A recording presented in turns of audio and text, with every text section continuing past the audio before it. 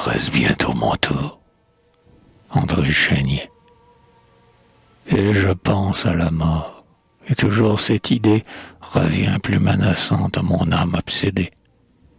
Or, quand la maladie autrefois m'accablait, quand je sentais la vie en moi qui s'en allait, quand, instruite de tout et mesurant moi-même le temps et le danger sur ma faiblesse extrême, je contemplais mon sort sans trouble et sans chagrin.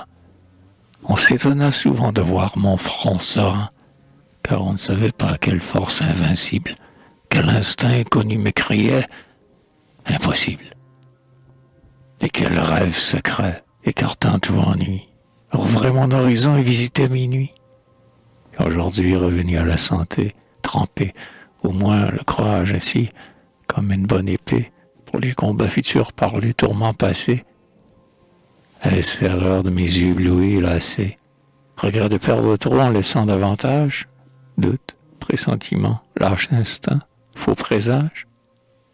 J'y songe plus souvent avec bien plus d'émoi.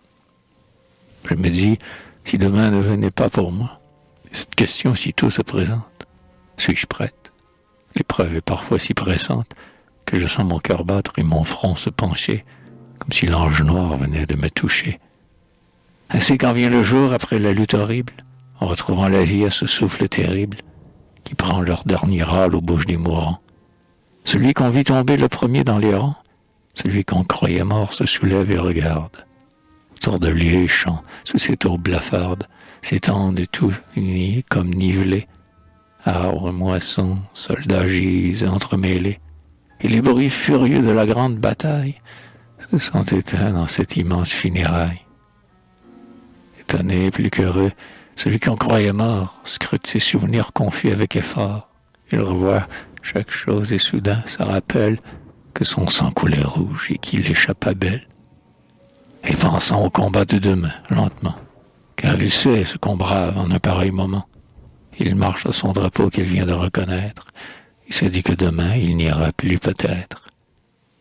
Mais qu'une fois ou l'autre, avec ses pauvres corps, il restera tout froid à son tour, et qu'alors, et je songe à la mort, et toujours cette idée revient plus menaçante à mon âme obsédée.